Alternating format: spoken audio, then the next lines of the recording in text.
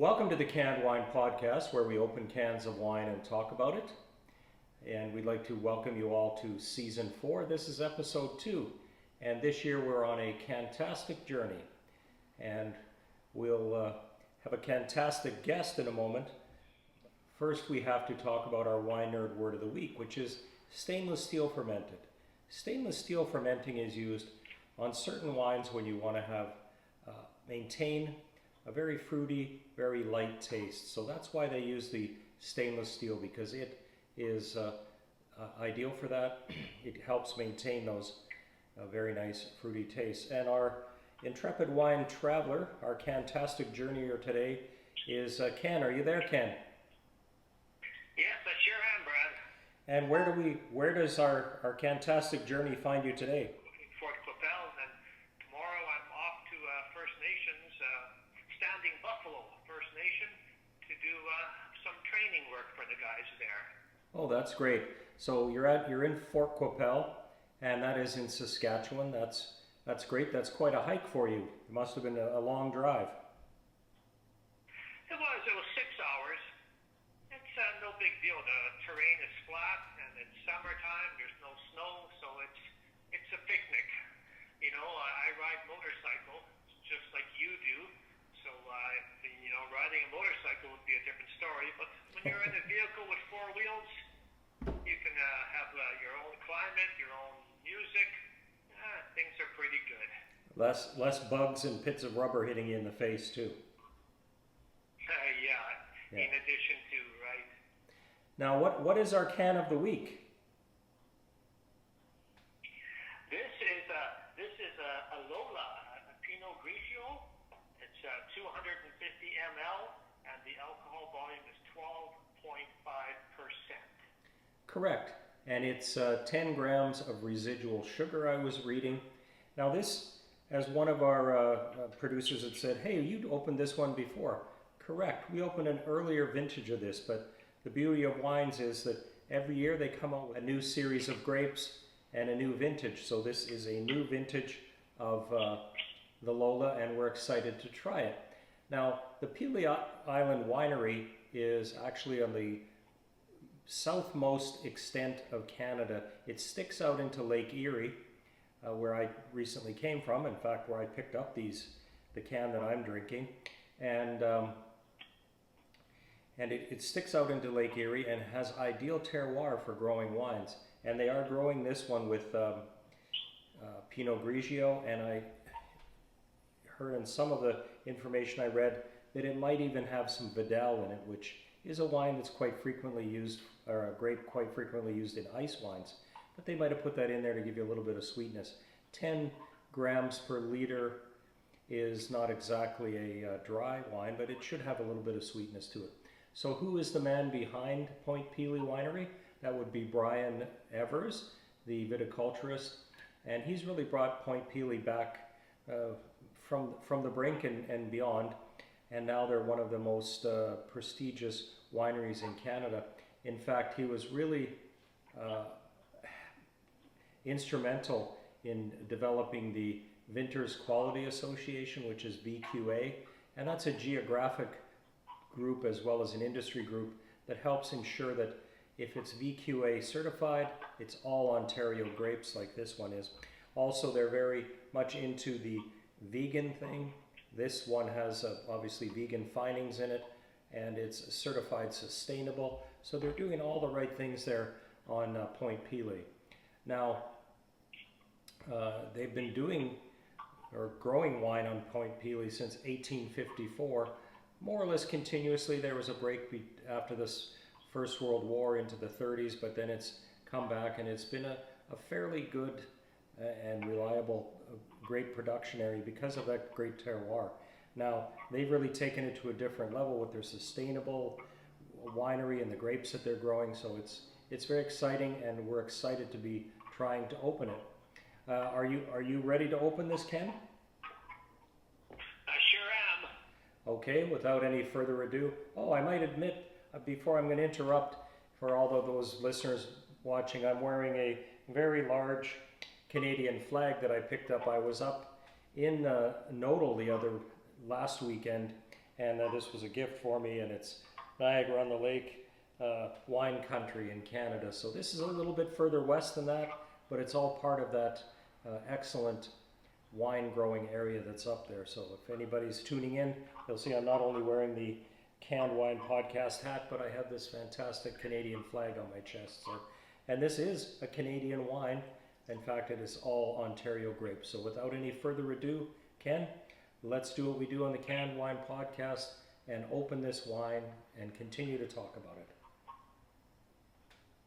All right.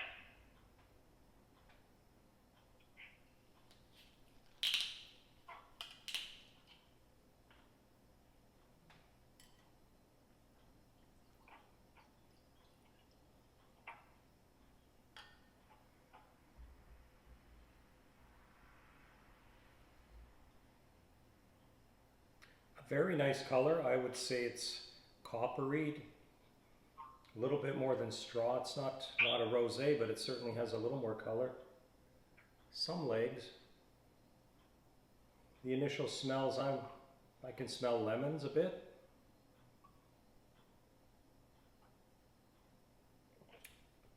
Yeah, they say green apples. I would agree with that. It's very bright fruity flavors.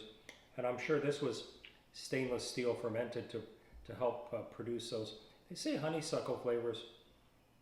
I'd give it a bit of a fruity honeysuckle flavor. Maybe there is a bit of that Vidal in there. Yeah, it's nice and yeah, it's nice and crisp. I like it. I think you'll remember we opened a Lola Rosé with freight train accompaniment back on Arbor Day. Do you remember that one? Yes, I do. And you even said that was one of the best rosés, best wines you tasted for a while. So I agree with that. Yeah. They're very competent winemakers there, and if you have this, if you're listening in Manitoba or Ontario, they have some fantastic shipping deals. They have the Pinot Grigio, the Rosé, I think a Cabernet Sauvignon, and some other ones you can get as a package. I think it's $59 for 12 cans, which I think is a bargain. I had a hard time finding this. I did find it in the what they call the old town of Nodal, at the LCBO there. But the people back in Virgil, I think where I went initially, that woman was very helpful, and I appreciated that she was able to look it up and find it there. So I got this, and you were able to get it at the MLCC, right, Ken? That's right. Yeah, that's where I got it. Yeah, that's right. Just when it's sort of it's almost like an impulse item. They have them all stacked up right at just when you're paying. It's just not far from the till. Correct. And the thing is, there's a lot of what they call ready to drink things there, like cocktails, this, that, and the other thing. And I mean, there's a certain amount of technique involved in putting some whiskey and Coke together in a can, but this goes way beyond that. These people have really made an excellent wine, and this container, I like the screw top can. This container is also one that I've seen cans in the international competition, so I would encourage the people at Point Pillet to get involved in the international competition and get the recognition that good wine like this surely deserves. So that's good. How are you enjoying it there, Ken?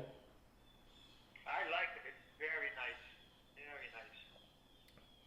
Very nice. No one would be surprised when I say I'll be pairing this with the chicken curry and some sauteed tofu, things like that. They generally say white meats. Seafood would be very good with this. I could drink this with a side order of crab's legs would be nice.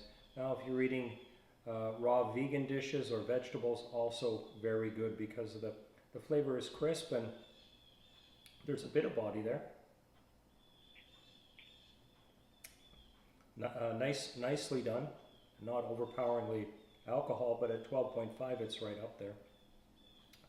So Ken, I'd like to thank you for boldly taking wine where no man has taken it. I'm sure there's wine in Fort Qu'Appelle, but we appreciate that you're always helpful with our fantastic journey. and we're all locked and loaded for a series of interesting locations that you'll be taking wine to in Kansas season. So thanks again, Ken. We appreciate your taking this out to Saskatchewan for us. And what's that? Always a pleasure. Well, it is. Sorry to cut you off. Yeah, always a pleasure, bro.